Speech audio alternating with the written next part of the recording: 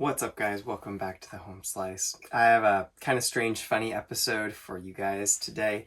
I figured because I'm starting to feel the itch like, all right, I'm doing these EDC tournaments and starting to accumulate some knives, and I've got some things coming up.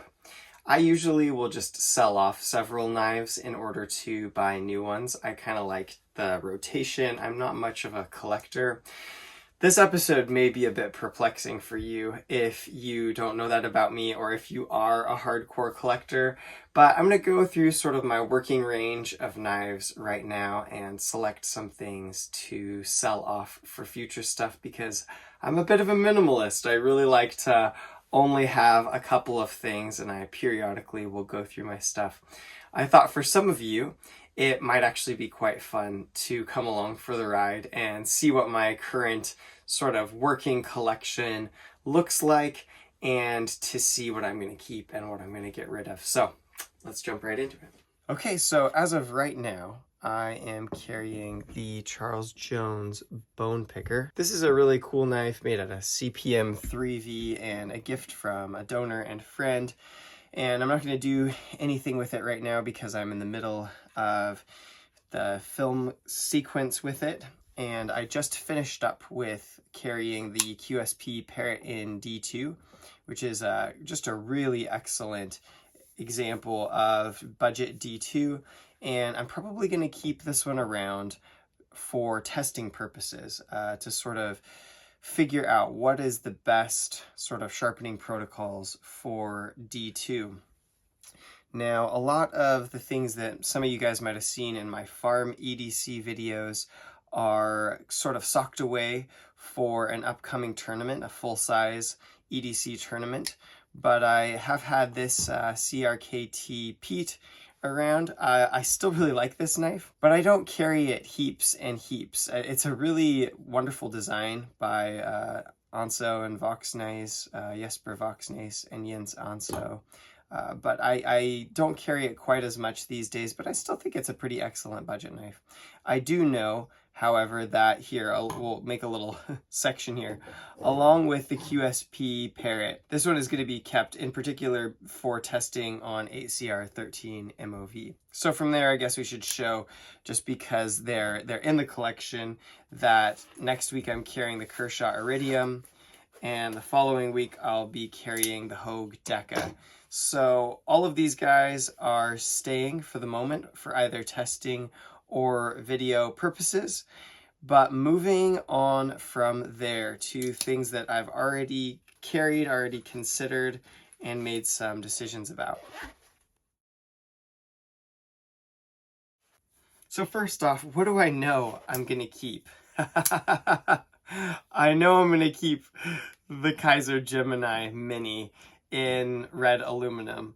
This knife blew my mind in the test. I enjoyed it so much. I would not dream at this moment of getting rid of it. What else do I think I'm going to keep? I think I'm going to keep the CJRB Pyrite for the moment, because when I want to just reach for a work knife for like gardening in particular, it's got some plant matter on it, in fact, or just some sort of rough and dirty work, I reach for this thing and grab it. It's a wonderful button lock design. I really like the CJRB Pyrite, unique sort of shaping on it, and I think it's really cool. Now, if I keep this and this as a work knife and everyday EDC, it sort of fills that like smaller size category. It fills the needs that I have for that. So I think I am not going to keep the Civivi Appalachian Drifter. I think I'm going to sell that one off. I've already sold the double detent slip joint. I've already put up for sale the Kershaw Federalist. If you missed my video, one of those double detent slip joints ended up closing on my finger. I think it was the Civivi, actually. That was very similar to this, and cut into my finger, and I was like, oh no, no more double detent slip joints. I've already planned to get rid of the Manly Knives Wasp in S90V just because I don't have room in my heart for tons and tons of slip joints. I think that As far as slip joints go, this is the one I'm going to keep. I don't know exactly why I fell in love with this one so much, but the Real Steel G-slip is just thin enough and just long enough and just smooth enough. And it's got so much micarta to handle here.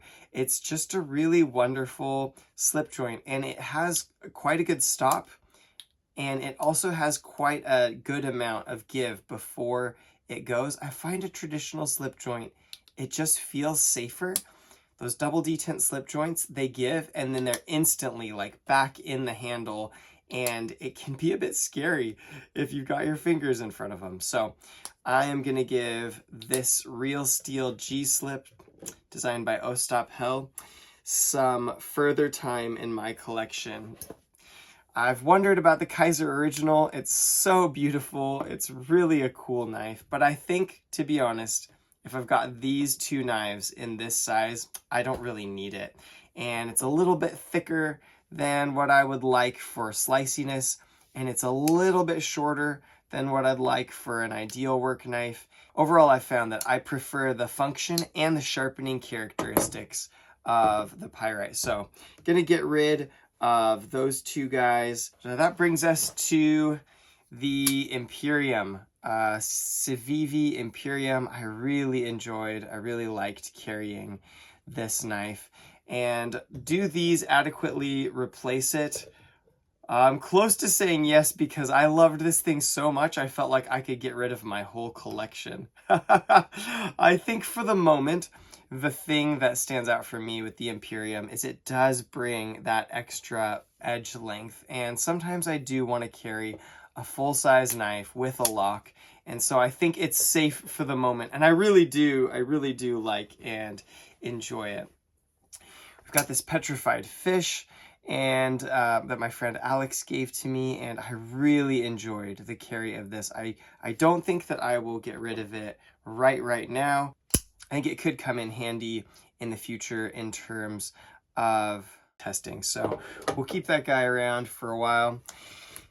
Spyderco Dragonfly and Super Blue Steel I have had around, and I've enjoyed carrying this. My daughter's birthday actually came up, and she asked for a pocket knife. And as this has been a little bit small for me in my hand, I was like, maybe it's time to start training some of those skills to my daughter Mara. And so I've actually given this to her. It's a bit out of my rotation, but it's still being used and loved, which is great. Let's see, what else have we got? Buck 110. I think I reground this Buck 110 as an experiment. Sorry, all of my blades are actually a bit nasty, aren't they? Because I've been using them. I reground this Buck 110 as an experiment, and I really enjoyed the cutting power of it, but I'm not a super big fan of the Buck 110 overall, to be honest. I know it's a classic design that really helped Buck take off, and it's got the sort of classic American vibes to it, but I think I'll keep it around for testing, similar to the Pete here and the QSP Parrot, for testing these particular steels. But I think that probably at least these two I will be selling after I am done doing the testing on those steels, because although they're fine knives, I have other things here that really cover the slot that I would want. If I'm wanting a full-size knife, I'm much more likely to grab this much more compact and well-balanced Imperium than the Buck, to be honest. If I want a beater worker, which this is also good for, I'm much more likely to grab the CJRB Pyrite.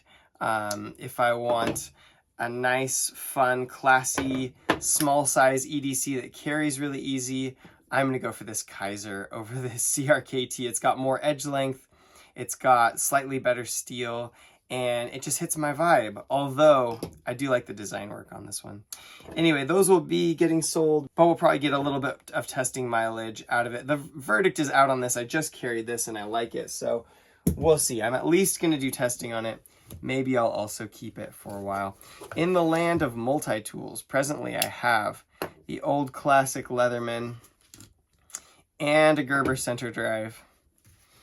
And I got a Leatherman Charge, which I found in my father-in-law's yard.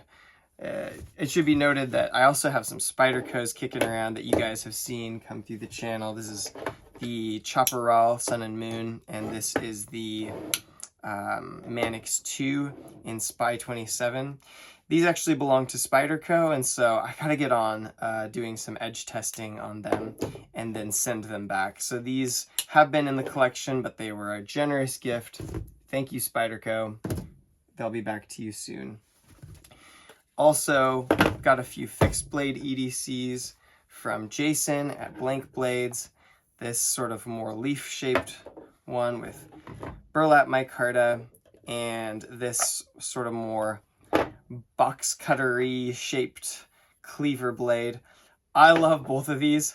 I don't think I'm gonna ever get rid of them. They're amazing. I don't know. Ever is quite a thing to say. I do tend to get rid of a lot of blades, so we'll see. But for the moment, I've been loving the edge retention and geometry of these two, and I hope to even maybe send them to some other YouTubers to, as part of a series I'd like to do, to just sort of spread the love and the fun of these amazing slicers. Thank you for sending these, Jason. Definitely holding on to those for the moment. Coming back to multi-tools, like what do I need in terms of multi-tools? Like, I think I only need one multi-tool, to be honest. This one was given to me by my former employer and friend, Mike, and I think I will keep it partially in honor of him, but also because it just folds up so much smaller than any modern Leatherman. I actually use it from time to time because it's such a small and convenient carry size. So I think this one's pretty safe in terms of I'm going to be keeping it for a while.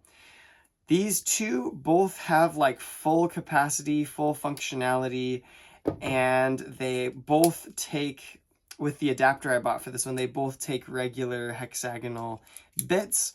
I've got a lot more time logged on the Gerber center drive than I do on the Leatherman Charge, and I'm doing an office job right now at this moment, where back when I was carrying the center drive, I was working doing maintenance and grounds and using a multi-tool a lot, doing storage and sorting out things. So I think I don't need to keep both of these. I'm really torn because this Leatherman has got some extra tools. It's got a 154 cm blade. It's, yeah, got a saw, and it's a really cool multi-tool. But to be honest, I think I prefer overall some of the functionalities of the Gerber center drive. I really like this centered screwdriver that is always on the outside. Like, it really makes a difference for me, where just to use a Phillips bit right now, I don't have the Leatherman proprietary bits. So I've got to fish in here and find the screwdriver and get the little adapter and then slot the screwdriver in because you can't store it inside. And this is a brilliant multi-tool, okay? Like, it's a Leatherman. Like, they're always so solid. And this one even has a pocket clip, you know? Like, I even have the functionality of being able to clip it on my pants, which does help me use it a little bit more. But to be honest, if I'm gonna use a multi-tool, I kind of would rather lug this one around because the screwdriver is right there at all times. The other thing that sort of seals the deal for me is that you've got a really nice spring action on these pliers, and it's really easy to one-hand operate or spin a screw or something like that. And I don't know if the spring is broken on these or if these never came with a spring, but they just sort of hang limp, and you can end up doing a little bit of gymnastics. You grab something and turn it, and then you kind of got to like push it out again to like reposition. And that is something that I have really enjoyed more about the Gerber center drive. It's a bit rusty because I used it on the farm. I need to clean it out. But anyway, I think we're going to sell the old Leatherman Charge. So at least until more testing, I guess that's not too bad. That's only 3 blades down. But we've sort of narrowed down to, this is sort of my core carry at the moment, outside of the YouTube tournaments. and we've got a couple of multi-tools. I'm probably going to continue to sort of test things and then continually be thinning out the ranks of what I have, because I'm planning to probably move away from New Zealand in 2026, and I don't really want to take like a huge amount of blades with me. So I want to say a big thank you to everybody who's given any of these blades. I really appreciate people contributing, and I'm sorry that I'm a bit cutthroat with moving back to the States about what I keep and don't keep, but I really appreciate all the support that I have had. Just so much lovely, awesome, unforeseen support from so many people to make this channel work. You guys rock. Hopefully you enjoyed seeing what's in the rotation presently and hearing my rough, quick decision-making process. And I will say peace out to all of you from the Home Slice. I hope you guys have a good day. Take care. Bye.